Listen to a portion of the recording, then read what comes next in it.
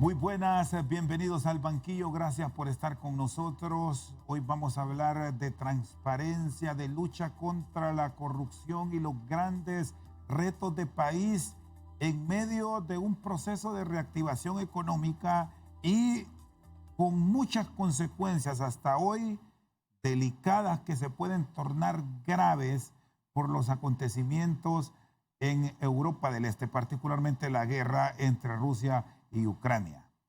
Nos acompaña el doctor Ángel Edmundo Orellana Mercado, un destacado profesional del derecho en Honduras, ex fiscal general, ahora con funciones como ministro asesor en materia de transparencia del actual gobierno. Doctor Orellana, qué gusto saludarlo y nos alegra verlo bien, ya bastante recuperado. Un fuerte abrazo.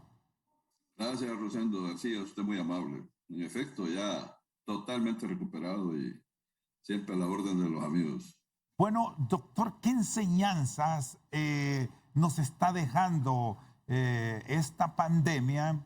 Y que me gustaría conocer de sus conceptos, más allá de que es un profesional del derecho, pero siempre resulta importante recomendaciones, porque a pesar de todo esto que está viviendo el mundo, hay personas aún incrédulas a la vacunación y a tomar medidas de bioseguridad. Bueno, definitivamente la vacuna es absolutamente necesaria. Quien no se vacune está expuesto a morir, porque este es un virus que es letal para aquellos que no se vacunan. Para los que nos hemos vacunado, aún así estamos expuestos. Nos podemos infectar, pero si somos de la tercera edad, como yo, que ya paso los 70 años, es todavía más peligroso, porque aún con la vacuna estamos expuestos. Y también, Chendo, hay que destacar que una de las cuestiones que han descuidado los gobiernos, desafortunadamente, ha sido el sector salud. Yo le puedo decir con plena responsabilidad que si yo hubiera grabado, yo no hubiera ido jamás a un hospital actualmente, porque era prácticamente dejar a la familia en la calle, porque están sumamente caros los servicios hospitalarios y médicos y de medicinas en esos hospitales, sobre todo ahora que hasta los bancos son dueños de hospitales. Se ha mercantilizado tanto que ya se ve al enfermo como un cliente y no como un paciente. Y así lo ven algunos médicos, desafortunadamente, no todos. Los que hemos tenido suerte de conocer buenos médicos que ven a su enfermo como paciente, pues tenemos suerte, somos privilegiados. Pero el grave daño que se le ha hecho al país es haber privatizado la salud. Eso en los últimos tiempos, pero en todos los tiempos haber descuidado la salud. Yo le voy a dar un caso, Chendo. El Instituto Hondureño de Seguridad Social lo creó el doctor Villeda Morales. Fíjese bien desde cuándo. Estamos hablando de principios del 60. Y sin embargo, en todos estos años no ha superado el 20% de la población económicamente activa en cobertura. Eso significa que ningún gobierno, ni aun los gobiernos liberales que supuestamente llevaban la bandera que enarboló el doctor Vidal Morales, impulsaron el seguro social. No creció nunca, al contrario, estos últimos gobiernos se encargaron de destruirlo, saqueándolo y convirtiéndolo en casi un cadáver insepulto. Eso es un crimen contra el pueblo hondureño que han cometido los gobiernos, pero más estos tres últimos que le han causado un gravísimo daño al país. Bueno, doctor, justamente voy a arrancar con eso porque le costó tomar la decisión de aceptar esta asesoría a la presidenta Xiomara Castro, a su administración en materia de transparencia, en materia de lucha contra la corrupción, que hay grandes retos. Y quiero arrancar con este tema de salud porque de los últimos años el manejo de la pandemia nos exhibió y nos terminó retratando a nivel de la administración anterior en la compra de hospitales, que seguramente ahí será una de las áreas que le tocará revisar documentos, hacer sugerencias para cambiar justamente ese panorama y ese concepto que muchos ciudadanos tienen, por no decir casi toda la población, de la forma en que se manejó y administró la pandemia con la compra de hospitales móviles, para ser puntuales? Bueno, en principio, Chendo, yo pues tenía mi, mi vida tranquila, dedicado a lo mío, profesional, y a lo mío estrictamente, y desde luego no pensé que esta circunstancia se iba a dar. Sin embargo, yo me comprometí con mis posiciones públicas a apoyar la candidatura de Irixiomara Castro de la coalición, porque estimé que era la única forma de expulsar del poder a la red de corrupción que tenía atrapado el gobierno y el poder. Y desde luego, cuando se me planteó el tema, pues en un principio yo dudé si yo podía estar ya todavía en capacidad, en habilidades para estar involucrado en estos temas. Sobre todo por la edad y también porque pues en ese momento que se me llamó todavía estaba afectado con el COVID. Pero consultando con la familia y tomando la decisión, pues decidimos acompañarlos, porque creo que uno no puede rehuir las responsabilidades cuando lo ha proclamado a los cuatro vientos de que uno está de acuerdo con estas luchas. Y entonces hubiera sido, pues, muy en contra de mis principios y mis valores haberme negado. De manera que sí acepté y estoy comprometido, desde luego, en todos los alcances de la misión. Y por supuesto, este es un tema que tendremos que abordar, de hacer un análisis de toda la administración en general, pero vamos a priorizar, por supuesto, en el tema del sector salud, sector educación, que son servicios fundamentales y que los gobiernos, sobre todo estos tres últimos, lo vieron como presa, como objeto de su latrocinio. Y tenemos entonces que revisar todos los procesos y los procedimientos para determinar en dónde estás esos esos huecos que permiten que se filtren la corrupción, con corruptores y corruptos, desde luego, porque debemos recordar que la corrupción no es solamente del funcionario, es también de quien llega a la función pública a solicitar o a ofrecer. Y es el caso, por ejemplo, en este caso, los contratos de los empresarios. Y cuando llegan a contratar y ofrecen, pues el funcionario, el burócrata que gana poco, se engolosina y finalmente cae seducido por la oferta. De manera que todos esos procesos tenemos que revisarlos. Definitivamente que sí. Se debe ir más a fondo en este tema de los hospitales móviles, eh, sobre todo por todo lo que ha involucrado a nivel de la institucionalidad, pero con solamente 3 personas directamente ligadas, con proceso, 2 detenidos aquí en el país y de uno que no se sabe qué va a pasar, porque se ha solicitado en extradición, se ha pedido su detención, pero hasta ahora Estados Unidos no ha mostrado esa reciprocidad que reclama Honduras. Si revisamos que de Honduras sí se entregan hondureños, pero no viene ese complemento de parte de la Unión Americana. Bueno, en principio, Chendo, lo que hay que establecer es si se ha pedido en extradición a ese señor. Yo hasta la fecha no he tenido noticia alguna de que el Ministerio Público haya iniciado alguna gestión al respecto. No sé si lo ha hecho, pero si lo ha hecho y los canales respectivos se han utilizado y ha llegado la petición a quienes deben resolver en Estados Unidos y no han decidido, entonces no hay reciprocidad. Y si no hay reciprocidad, entonces las extradiciones pendientes no se pueden llevar a cabo, porque la reciprocidad es un requisito fundamental para decidir en el tema de extradición. Pero Doctor, yo no estoy seguro, pero yo creo que no se ha hecho esa solicitud. sí, doctor, me llama poderosamente la atención este elemento que me plantea usted.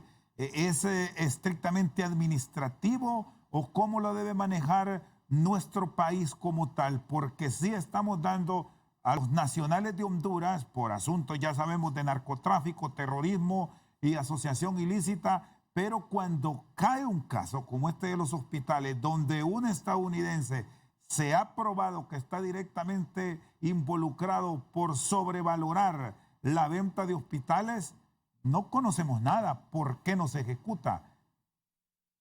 Bueno, lo que sí sé es que hay una orden de captura internacional de Interpol, pero lo que no estoy seguro y creo que no se ha dado es la solicitud de extradición. Y yo creo que eso debe producirse, porque la captura internacional no siempre se lleva a cabo. Sabemos que Interpol no es muy eficiente en eso, sobre todo cuando la petición la hace un país como Honduras, que no tiene la fuerza como para hacerla valer en esas instancias internacionales, pero una extradición sí, porque es bilateral. Entonces habría que establecer si Honduras lo ha pedido. Yo creo que no lo ha pedido, porque ya eso hubiera sido de noticia pública, de conocimiento de todos nosotros. Estamos a deber en este caso de los hospitales móviles y compras sobrevaloradas que en su momento denunció el Consejo Nacional Anticorrupción, hablando estrictamente del manejo de la emergencia sanitaria, doctor Orellana Mercado. Por supuesto, porque esa decisión, Chendo, no es una decisión que ha quedado en manos de un director como el de Invest. Necesariamente tuvo que haber surgido de alguien más arriba. Y conocemos, porque es público, de un memorándum que fue enviado desde el Ministerio de Salud a él con instrucciones de quien gobernó el país los últimos 4 años. Y ahí se dice claramente que por orden de él, que se proceda a la contratación directa, y dijo hasta el número de hospitales que debían adquirirse, solo faltó que dijese a quién. Y luego la forma en que se dispuso del dinero, una forma totalmente irregular, porque ese no es el trámite tan rápido, que no sufrió ningún obstáculo en ningún lado. Se le dijo que no. No se sabe, al menos yo no sé cómo salió ese dinero, no sé si fue el Banco Central quien hizo la transferencia o hizo la nota de crédito, no sé cómo se le llama, y con autorización pero autorización de finanzas tuvo que haber habido, porque ese es un dinero del Estado. No importa que haya sido un fideicomiso, lo que haya sido, tuvo que haber utilizado los canales de las autoridades hondureñas para salir ese dinero. No pudo haber sido de otro modo. Sí, usted tiene claro, doctor, que en su gestión y revisando la documentación pueden venir más detenciones, más involucrados y que este caso no se va a quedar con estos 3 que públicamente conocemos. El Ministerio Público tiene la obligación de ir más arriba. Definitivamente que sí. Es que esa decisión no fue exclusivamente del director de Invest. Esa decisión involucró a más autoridades y es obligación del Ministerio Público agotar todas esas instancias. Si no las ha hecho todavía, pues debe comenzar a trabajar en ese sentido, porque es injusto que el pueblo hondureño haya sufrido las consecuencias de semejante desaguisado y que queden en la impunidad los verdaderos responsables. Porque el muchacho, este director de Invest, fue un ejecutor simplemente. Ahí quienes realmente tienen la gran responsabilidad es quienes dieron la orden. Y esos están arriba. Contra esos el Ministerio Público debe ser muy severo, porque este muchacho lo único que hizo fue ejecutar de una forma, es cierto, negligente, pero también por orden, desde una superioridad que finalmente se pudo reflejar en el hecho de que el procedimiento fue lo más fluido, lo más breve, lo más eficaz y veloz que nunca ha sido.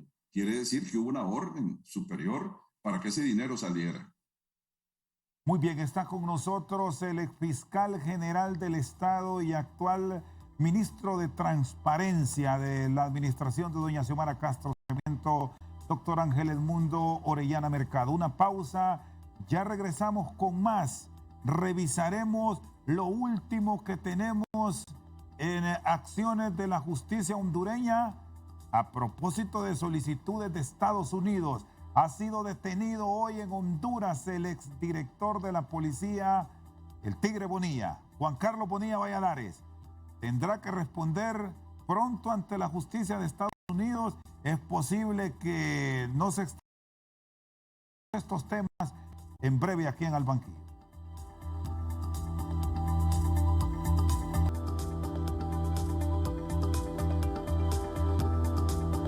Seguimos con el exfiscal general de la República y ministro asesor en materia de transparencia del actual gobierno, el doctor Ángel Edmundo Orellana Mercado. Quiero dar este segmento para revisar el tema de las extradiciones, que ya lo abordamos rápidamente en el segmento pasado, doctor Orellana Mercado.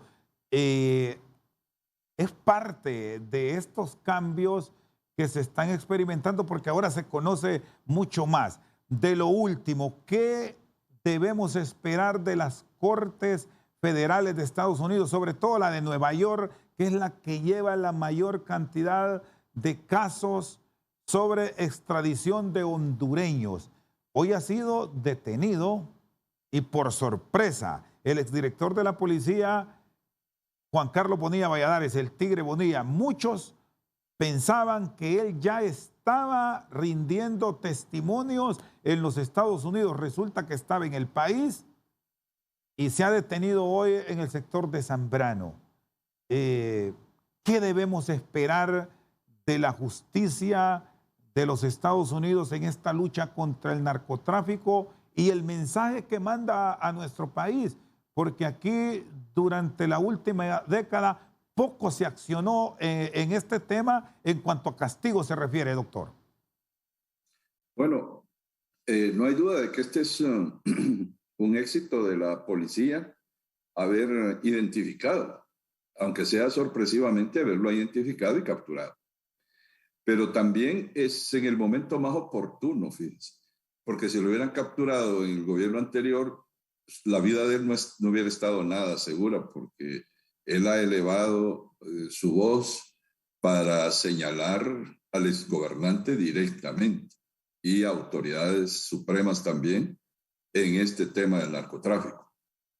Así es que él, ya que fue capturado, creo que fue capturado en el mejor momento, porque ahora el gobierno viene obligado a garantizarle la vida, su integridad física, para que sea extraditado saludablemente, sin sufrir ningún percance, y que llegue a los Estados Unidos con todas las pruebas que él ha dicho que tiene. Y por eso se vuelve un hombre que su vida corre peligro. Por eso el gobierno debe hacer todo lo posible por garantizar que no le pase absolutamente nada. Y por el bien del país, porque necesitamos que esa información que él tiene llegue a las autoridades federales. Pero mire, Chendo, usted me pregunta sobre qué puedo esperar yo de los juicios. Mire, está ocurriendo algo que es sumamente delicado y que es necesario destacar. Las autoridades estadounidenses están negociando con muchos de ellos y algunos les han reducido drásticamente las penas y ya algunos ya llegaron al país. Estamos hablando de capos de la droga y eso es grave porque significa que están regresando gente que reconocemos que es altamente peligrosa y que su comportamiento delictivo va a continuar. Pero me extraña que el Ministerio Público, pese a que allá se acreditó la comisión de sus delitos y que aquí fue manifiesto que han participado en narcotráfico y asesinatos, el Ministerio Público no les ha radicado acciones criminales a esa gente que ha regresado. Como que si ya pagó una pena ya no tiene por qué pagarlo aquí. No, es que una cosa es lo que Estados Unidos tiene con ellos y otra cosa es lo que la sociedad hondureña tiene con ellos. El Ministerio Público debe comenzar a radicar acciones en contra de esa gente que está regresando. Sí, ¿qué garantías debe dar el Estado y sobre todo ahora que le están dando la protección para quienes están implicados en el tema de la narcoactividad a la policía con esta detención del exdirector, dicho sea de paso, de la institución que ha sido solicitado en extradición por los Estados Unidos, que debemos agregar, doctor Orellana Mercado, es una orden de aprehensión distinta a las últimas 4 que conocimos hace unos días atrás. Hace muchos días se había solicitado al Tigre Bonilla. Sí, sí, esto no es dentro de los 4. Esto ya estaba desde hace días. Ya fue de conocimiento público que había orden de extradición contra él. Por eso él escapa, porque incluso fueron a buscarlo para capturarlo. Entonces, hizo bien, hizo muy bien. Dejarse, de no entregarse, pero al menos dar la posibilidad de que lo capturaran ahora, porque antes hubiera sido altamente peligroso para él. Pero, en efecto, esta orden de extradición es vieja, no es de las nuevas. ¿Hacia dónde debe de ir la legislación hondureña a futuro con este tema de la narcoactividad? Porque debemos recordar, doctor Orellana, que los hondureños se envían a Estados Unidos basados en un auto acordado. No es una ley como tal. Ya se debería ir pensando en ello de crear una legislación puntual para estos casos. Mire, a mí me da temor que vayan a elaborar una ley. Le voy a explicar por qué. Ya hay ley, Chendo. Los convenios internacionales que ha suscrito Honduras son leyes de la República, los tratados. Está el Código Bustamante, están los convenios que ha aprobado la Organización de Estados Americanos en relación con este tema, son leyes de la República. Lo único que tenemos es someternos a ellos. Pero desde el Poder Judicial lo que ha surgido es la necesidad, dicen ellos, de emitir una ley que regule el procedimiento para llevarse a cabo. Pero allí es donde está el detalle, mire. ¿Qué significaría crear un procedimiento dentro del Poder Judicial? Hacerlo complicado, hacerlo tan laberíntico que nunca nadie pueda ser extraditado en Honduras. Debe ser lo más sencillo posible. Ese es un trámite administrativo, eso no es un juicio, no se va a condenar a nadie. Lo único es que se van a establecer los supuestos que dice la ley para poder tomar la decisión de extraditarlo o no. Y los criterios son muy claros.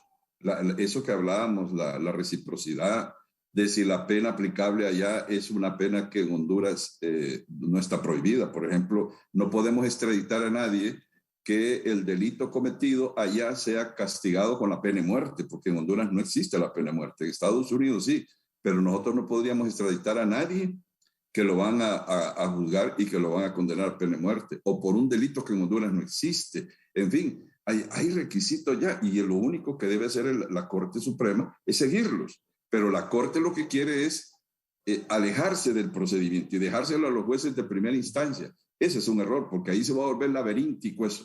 Yo le temo a una ley de esas. Ya ley hay. El que diga que no hay ley, que es abogado, es que es un ignorante. Porque los tratados son leyes de la República. Sí, doctor, debería apostarse más por una revisión, y esto a nivel de la Corte Suprema de Justicia, para no hacer tan largos estos procesos y tener tanta espera, porque al final, salvo que haya un proceso ya incoado en nuestro país, que hay casos ya de solicitados en extradición, de los 32 que ha solicitado Estados Unidos, ni una tan sola se denegó, todos se van. Es mucha la espera, debería ser esto rápido, detención, lectura de lo que establece Estados Unidos y despacharlos. Bueno, tiene que verificarse esos supuestos, ¿cierto? Es decir, que tiene que verse lo que yo le decía, si hay reciprocidad, si la pena, etcétera, etcétera, el delito. Todo eso tiene que verse, pero eso es sencillo. Solo tiene que pedirle al país que solicita cuáles son las penas aplicables en el caso imputado. Y eso es todo lo que tiene que ver para poder establecer si se extradita o no. Pero, por ejemplo, el último caso que se conoció con el exgobernante, el juez primero dio un mes para cumplir algunas diligencias supuestamente atribuibles al país que está solicitando. Pero a la vez él hizo algo que es realmente irregular. Solicitarle al Ministerio Público que diga si tiene denuncias en el Ministerio Público el exgobernante. Las denuncias no detienen el procedimiento de expropiación, las denuncias en el Ministerio Público. Lo único que puede detenerlo es lo que usted dijo, es un proceso incoado en los tribunales de materia criminal. Y eso que hizo el juez es incorrecto. Eso debe ser sancionado, porque es evidente que el juez está retrasando una decisión que debe ser lo más rápido posible. Y es más, expone a la familia a mayor sufrimiento, porque puede imaginarse usted que mientras está esperando si lo extradita o no, el sufrimiento de la familia es terrible y eso es imputable a un juez que ha manejado negligentemente ese caso. Doctor, y un hondureño solicitado en extradición, ya con detención, como es el caso, bueno, de el expresidente y ahora de Juan Carlos Bonilla, pueden en este tiempo trasladar la solicitud al juez que conoce de la causa, que desea ya viajar a los Estados Unidos y someterse ante la corte que lo está solicitando, bien sea hasta de Nueva York, de Miami, de Chicago, en Texas también, donde se han juzgado algunos hondureños. ¿Eso es posible o hay que esperar todo este tiempo? Bueno, él no puede renunciar a los procedimientos establecidos porque los procedimientos son de orden público, no los que creó la Corte en ese auto acordado, son los que están establecidos en los convenios internacionales. Son procedimientos que deben respetarse y son obligatorios, es de orden público. En consecuencia, no los pueden modificar los particulares. Él tiene que esperar el procedimiento que señala la ley para que finalmente el órgano jurisdiccional competente decida si lo extradita o no lo extradita. Eso no queda a voluntad o disposición del extraditable. Doctor, advierte que hay mucho nerviosismo en el país por los vínculos que se puedan desprender de estos testimonios que ha hecho público aquí en el país Juan Carlos Bonilla Valladares, que por cierto ahí en la imagen que hemos estado compartiendo en este segmento se ve totalmente relajado. Usted lo observó, por lo menos esa es la impresión en la imagen. Deportivo el hombre. Sí, deportivo y se ve que no está sometido a ninguna medida especial. Por ejemplo, no se le ven esposas, no se le ve ningún tipo de limitación en sus movimientos físicos, corporales. Así es que seguramente a estas alturas ya ha sido debidamente preparado, pero en ese momento no. Me imagino que es el momento de la captura. Y sí debe ser por todo lo que ha representado dentro de este proceso de investigación que ya lo certificó el Departamento de Justicia de los Estados Unidos ante los fiscales correspondientes en Nueva York, un hombre que se debe cuidar mucho. Me refiero en aspectos de seguridad durante todo este proceso hasta su entrega a la autoridad estadounidense. Bueno, son dos que en este momento debe cuidarse al extremo por parte del gobierno. Uno es el exgobernante, porque si él está decidido a que le reduzcan la pena, seguramente tiene mucho que decir. Y el otro es, desde luego, el Tigre Bonilla, que él lo ha dicho públicamente, que él tiene información, de manera que se ha convertido más bien en un blanco no de los narcotraficantes, porque esos no le temen a eso, más bien son los políticos y otras personas que están involucrados en el narcotráfico y que él seguramente tiene esa información para darla a los estadounidenses. Muy bien, está con nosotros el doctor Ángel Edmundo Orellana Mercado. Vamos a una pausa. Cuando regresemos, hablamos del tema de la amnistía que ha generado mucha polémica. ¿Cuáles son sus conceptos? ¿Hacia dónde debemos esperar que se registren cambios en los próximos días? Ya tendremos más detalles.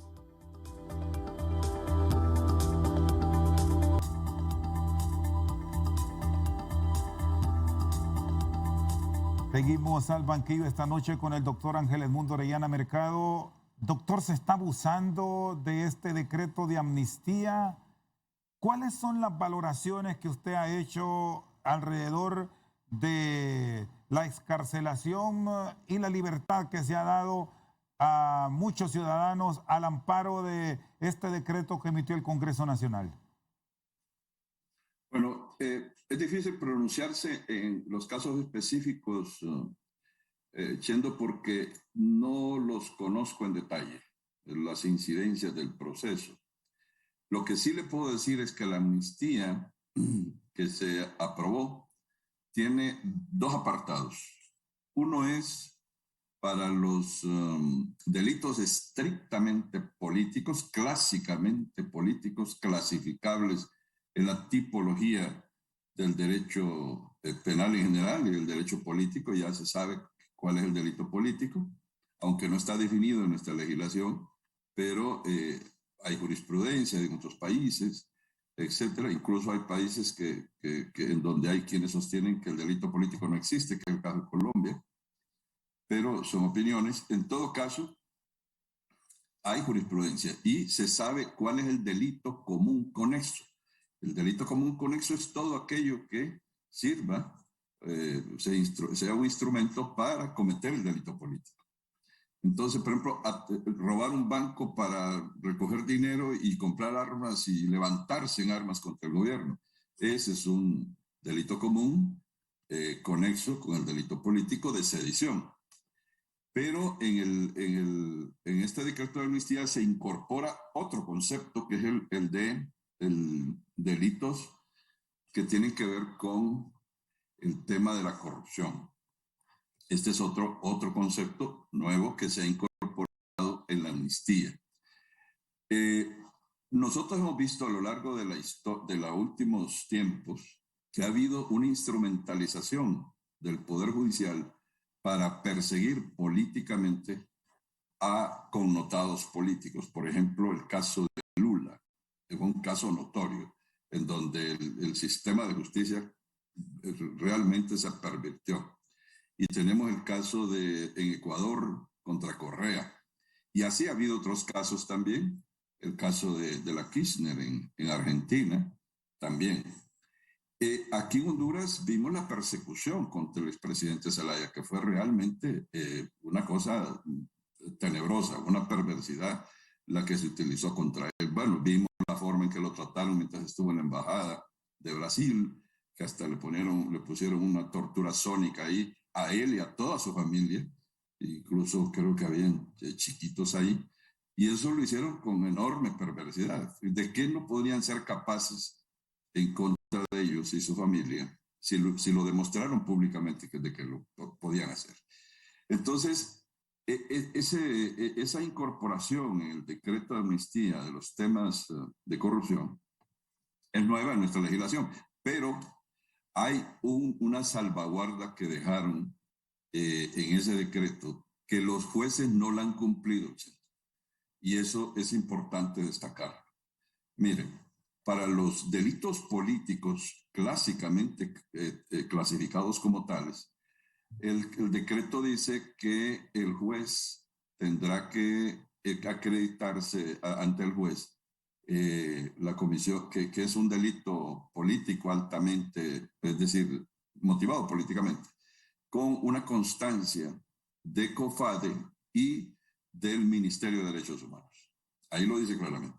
Pero en el caso de los delitos de corrupción, solamente dice que debe ser, que se traten de procesos calificados como políticamente motivados. Eso significa que también en este caso debe acreditarse que ha sido calificado el proceso como políticamente motivado. Lo que pasa es que el decreto no dice quién va a calificar que el proceso es motivado políticamente. En aquel caso sí lo dice, pero en este no. Entonces, si no lo dice, es el juez el que debe exigir que se le acredite con algún atestado que puede ser por las mismas autoridades que han acreditado el delito político en los supuestos del otro caso. En Pero este no se ha caso, dado el doctor, caso. sí, Ningún juez lo ha pedido. sí. Y hay que preguntarse si el juez no está contraviniendo la ley ahí. Y lo está contraviniendo manifiestamente, como que no ha leído el decreto. Eso es lo peor, que parece que no saben leer, porque ahí está en el decreto esa petición. Y al no pedirla, el juez se puede volver pasivo de una sanción posterior. ¿Debe intervenir, doctor Orellana Mercado, en una observancia el Ministerio Público en este caso? Y hablándolo concretamente, todo se desprende por la libertad ya concedida a Enrique Flores Lanza y a Marcelo Chimirre frente a otra decisión que no fue efectiva para Rodolfo Padilla Sunceri por investigaciones por delito de corrupción que se había incoado en su contra. Mire, esas son las injusticias que se dan en la aplicación de este tipo de decreto. Porque si se dio en unos casos, ¿por qué no se dio en el caso del exalcalde de San Pedro Sula? Yo no entiendo. Pero también no entiendo por qué los jueces no han pedido que se les acredite esa calificación de políticamente motivado. Yo le decía, y usted me dice que los fiscales deben participar. Si los fiscales participan, supuestamente en ese procedimiento en donde se solicita la aplicación de ese beneficio de la amnistía, ahí están los fiscales. La pregunta es por qué los fiscales no han solicitado al juez que se le pida a la parte que está solicitando el beneficio que acredite la calificación de esos procesos. No sé por qué no lo ha hecho. Sobre todo, Chendo, porque hay que considerar una cosa. Lo que dice el decreto es que al plantear que ha sido calificado como políticamente motivado, lo que está diciendo es que el delito imputado es mentira. Es decir, que no existe, que le crearon una causa, un proceso. Eso significa entonces que los interesados, es decir, los afectados, pueden, fíjense bien, pedir indemnización de daños y perjuicios, porque lo hizo una autoridad del Estado, es el Ministerio Público el que inventó un caso en contra de un exfuncionario, imputándole delitos de corrupción sin haberlos cometido. Es decir, pueden Entonces, pedir demandas millonarias, doctor. claro, Pueden todos venir. los daños y perjuicios, todos los daños y perjuicios sufridos por estas personas pueden perfectamente ser solicitados porque el juez ya dijo que son procesos motivados políticamente, es decir, que se los han inventado. ¿Y quién lo inventó? El Ministerio Público. ¿Y quién es el Ministerio Público? Es un órgano del Estado. Entonces quiere decir que es el Estado el responsable. Pero no solamente eso. También de bien y obligado el mismo Ministerio Público a proceder criminalmente contra aquellos fiscales que inventaron esos casos. Porque el juez lo dice, el juez al decir que es motivado políticamente, lo que está diciendo es que lo inventaron. Entonces, el Ministerio Público no puede quedarse omiso. Tiene que proceder criminalmente contra quienes presentaron esos casos. Es decir, que estamos a las puertas por estas acciones de los jueces de demandas millonarias en perjuicio del Estado de Honduras. Esa es la ruta. Si dicen que motivados políticamente, en los casos políticos, en los delitos políticos no hay problema. Porque el delito político sí es objeto de una amnistía, la Constitución lo dice. Pero en el caso de los delitos de corrupción, la excepción que se presenta es justamente porque, según el decreto, ha habido una calificación de que el proceso es políticamente motivado. Esa es otra cosa. Estamos hablando ya no de que hay un delito político propiamente, sino que hay una motivación política para imputarle un delito que no es delito político a un exfuncionario o a un político. Eso entonces lo que nos trae a conclusión es que le armaron un caso, le inventaron un caso por persecución política. Y en este caso, ¿quién lo hizo? El Estado. ¿Por qué? Porque el Ministerio Público es el Estado. Entonces, lo lógico es, para cualquier abogado que tiene dos dedos de frente y para cualquiera que tiene sentido común, es que el afectado, la víctima, puede demandar al Estado por daños y perjuicios. Claro que puede. Y debe hacerlo, fíjense. Yo los invito a ellos a que lo hagan, porque hay que sentar precedentes en todos los sentidos. Pero también habrá que proceder ya no solamente contra los fiscales que hicieron eso. También habrá que ver si los jueces que están otorgando este beneficio lo están haciendo bien, contraviniendo lo que el mismo decreto dice. Cuando un juez viola una ley, como es el caso del decreto de amnistía, pues habrá que preguntarse si es delito o no es delito eso. Muy bien, está con nosotros el doctor Ángel Edmundo Orellana Mercado. Vamos a una pausa, ya venimos con más.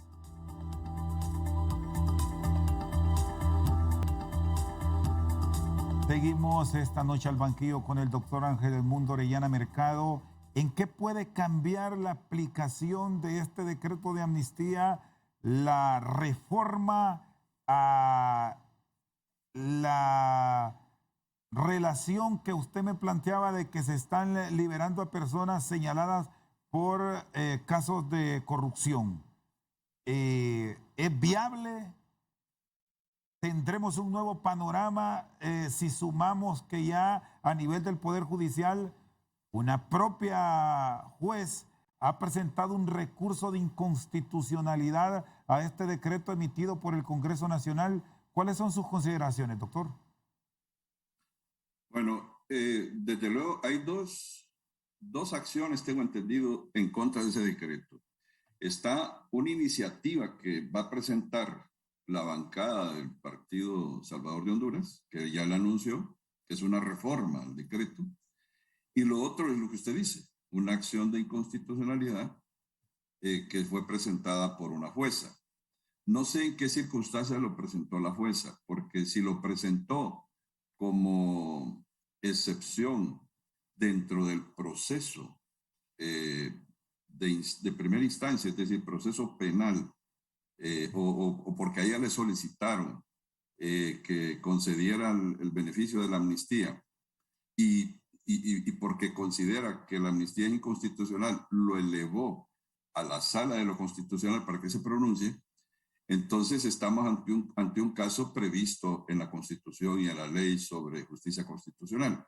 Pero si ese no es el caso y ella presentó directamente como actora, pero sin haber conocido un proceso previo, esa acción de inconstitucionalidad, ahí no procede, porque la acción de inconstitucionalidad solamente procede cuando es así, en forma directa, no vinculado a un proceso, cuando el que lo presente, el actor, tiene un interés directo, personal y legítimo, según la Constitución de la República. Y que yo sepa, un juez no tiene un interés personal directo y legítimo para que se declare inconstitucional una ley. El único caso en que se le permite al juez hacer eso es que, conociendo un proceso, entienda que esa ley que tiene que aplicar y que es decisiva para la sentencia o resolución que tenga que dictar, es inconstitucional. Entonces sí tiene que elevarlo con sus argumentos a la sala de lo constitucional para que se pronuncie. Y con la acción del legislativo, ¿para dónde vamos? Porque quiero que me analice esto, doctor, usted que es un experto en estos temas.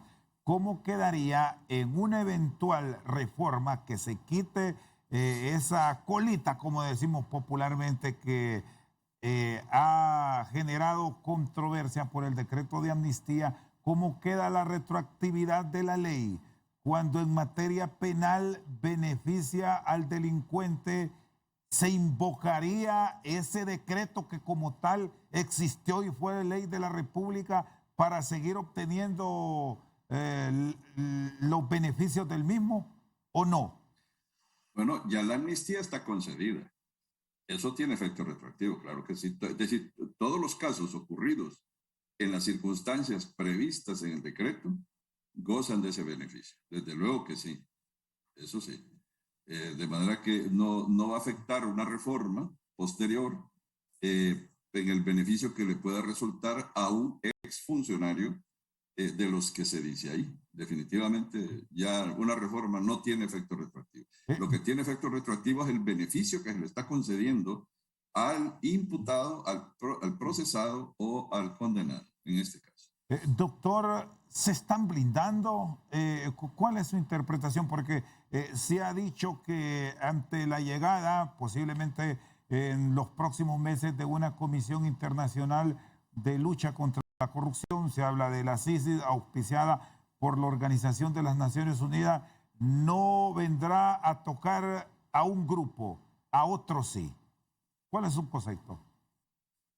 Bueno, habrá que ver, Chendo, es decir, ya la amnistía está aprobada.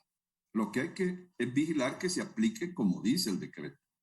Si no se aplica como dice el decreto, es muy probable que en el futuro puedan haber acciones en contra, ya no del proceso quizá porque ya va a estar en firme, porque entiendo que estos sobreseimientos se han otorgado en firme, que han sido definitivos, y pasado el tiempo, pues ya no se puede dejar nada, pero pueden irse en contra de los funcionarios involucrados que concedieron la amnistía sin cumplir con las salvaguardas que dice la ley.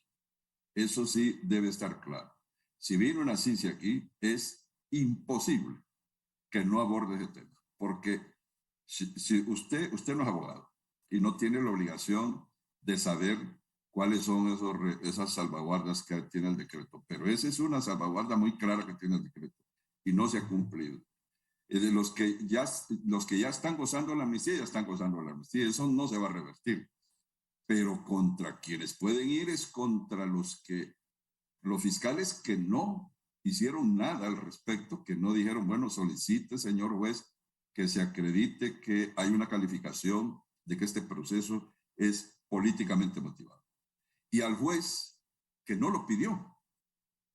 Yo creo que en eso la CICIG sí va a ser muy severa, porque quiere decir que se violó la ley, se contravino la ley.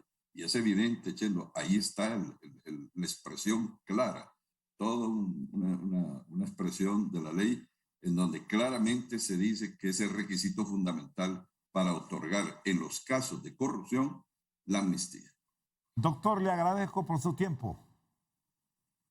Gracias a usted, Chendo. Ya parezco de la familia del banquillo. Usted me ha llevado ya. ¿Cuántas veces este año? Bueno, esta es la tercera ocasión que tenemos la oportunidad de conversar, pero siempre resulta interesante conocer conceptos de un profesional experto en estos temas, doctor. Fuerte abrazo. Yo encantado de participar, Chendo. Yo encantado, usted sabe. Un fuerte abrazo, doctor.